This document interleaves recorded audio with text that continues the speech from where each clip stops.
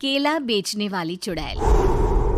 एक बार की बात है, जादूपुर नाम के एक गांव में करतब दिखाती एक औरत एक रेड्डी के लिए गांव में आती है।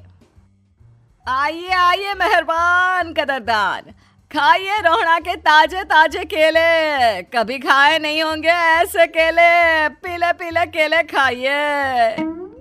ये कहकर रोहड़ा हाथों में 4 केले लिए उन्हें सर्कल में जोर जोर से हवा में उछालती हुई करतब दिखाती है, जिसे देखकर आसपास के सारे बच्चे अपने अपने मम्मी पापा से उस औरत के पास जाने की जिद करने लग जाते हैं।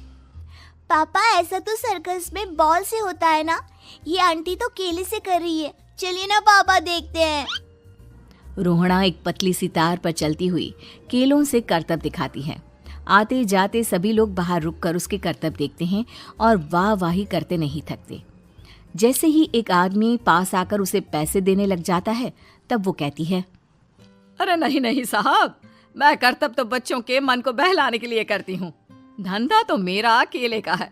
पीछे देखो मेरी रिड्डी, जो भी मेरे केले खाएगा मेरी तरह चुस्त दुरुस्त और तंदुरुस्त हो जाएगा। पता चलता है क्या कि मेरी उम्र 55 की है। अरे पर ऐसे ठंड के मौसम में कोई केला क्यों खाएगा? ये ऐसे वैसे केले नहीं है साहब, ये शरीर में गर्मी देते हैं। ठंड को दूर भगाए जो भी रोहिणा के केले खाए। पापा, अगर मुझे केले नहीं मिले तो मैं घर नहीं जाऊंगी। तभी उसके पापा कहते हैं कि बेटा, केले ठंड में कभी गर्मी नहीं देते। ये सब कहने की बातें हैं, सामान बेचने का तरीका है इनका। पर पिंकी नहीं मानती। मैं केले खाऊंगी। पिंकी की जिद के आगे नत्थू हार जाता है और उसे केले खरीद कर दे देता है। पिंकी खुश होकर केले घर ले आकर खाती है। अब मैं भी करतब करूंगी, कितना मजा आएगा। जादुई केले। पिंकी पहला केला खत्म भी नहीं करती कि वो बेहोश हो जाती है। दूसरे केले से एक काला धुआं आता है और रोहड़ा चुड़ैल बनकर बाहर निकल आती है। मेरे भूतिया केले बच्चे न खाए, ऐसा हो ही नहीं सकता। जादूपुर वालों, कब तक बचोगे? आ गई हूं मैं रोहड़ा, जिसका कोई नहीं कर सकता सामना। रोहड़ा पिंकी को गोद में उठाकर काले धुएं में कहीं गायब हो जाती है। शाम के वक्त नत्थू घर लौटता है और पिंकी को घर में ना पाकर उसकी माँ से कहता है, माँ पिंकी कहाँ है? अरे बेटा, उसे तो तू सुबह करतब दिखाने ले गया था ना, फिर कहाँ वापस आए तुम दोनों? मुझे लगा तू उसे अपने साथ मंडी ले गया होगा। हे भगवान, मेरी बच्ची कहाँ गई? मैं उसे घर ही तो छोड़कर गया था माँ। नत्थू गांव के घर कोने में अपनी बेटी को ढूंढता है, पर उसे वो कहीं नहीं मिलती। परेशान होकर आखिर रो रो कर नत्थू हिम्मत हार कर घर लौट आता है। अगली सुबह रोहड़ा फिर से करतब दिखाने आती है और इस बार पिंकी की तरह रोनी केले खरीद लेता है। 50 रुपए दिए थे पापा ने, सारे पैसों की मैंने केले खरीद लिए हैं। अब मैं भी आंटी की तरह ही करतबबाज बन जाऊंगा। यही सोचते हुए रोनी केले खाता है और पहला अकेला केला आधा खत्म भी नहीं करता कि चुड़ैल उसके सामने आ जाती है।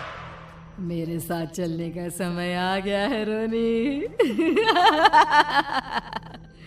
ये तो बस शुरुआत है। अब इस गांव के सारे बच्चे धीरे धीरे मेरे कब्जे में होंगे, एक बच्चा भी नहीं बचेगा। ये कहकर रोनी को गोद में लेकर काले धुएं में अदृश्य हो जाती है। इसके बाद हर रोज गांव में से कोई ना कोई बच्चा गायब होता, पर ऐसा क्यों हो रहा है किसी को भी समझ में नहीं आ पा रहा था। रोज की तरह अपनी बेटी पिंकी की तलाश में नत्थू गांव के एक तालाब के पास बैठा रो रहा था। कहाँ गई मेरी पिंकी? शकुंतला के जाने के बाद एक वही तो मेरा सहारा थी। अरे उसकी आत्मा कोस रही होगी मुझे कि मैं अपनी बच्ची को संभाल भी नहीं पाया। नत्थू ये कहता हुआ रो ही रहा था कि तभी तालाब में से उसे शकुंतला की आवाज सुनाई देती है। कहाँ थी तुम शकुंतला? हमारी बच्ची और सारे गायब हुए बच्चे रोहड़ा के कब्जे में हैं। वो बच्चों को जो केले देती है उससे बच्चे बेहोश हो जाते हैं और उसके कब्जे में आ जाते हैं और वो उन्हें ले जाकर काली दुनिया में ले जाती है। पर वो ऐसा क्यों कर रही है? ये मैं नहीं जानती, पर उस दुनिया का रास्ता मैं आपको बता सकती हूँ। जहां ये नदी खत्म होती है वहां एक केले का पेड़ है, उसके नीचे एक दरवाजा है, वहीं से रास्ता जाता है उस दुनिया का। ये कहकर शकुंतला की आत्मा गायब हो जाती है। गांव के सभी लोग झुंड बनाकर उसी रास्ते से काली दुनिया में चले जाते हैं और वहां देखते हैं कि सारे बच्चे वहां काम कर रहे थे। पापा मुझे ले चलो यहाँ से। पापा पापा। सभी बच्चे अपने मम्मी पापा से लिपट जाते हैं। तो तुम लोग यहाँ तक आ गए? क्यों हमारे बच्चों को पकड़ लिया तूने?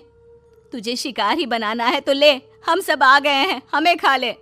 नहीं, मुझे बच्चे चाहिए। मेरे बच्चे के बदले तुम लोगों के बच्चे। क्या मतलब? मैं इसी गांव में रहने वाली एक औरत थी।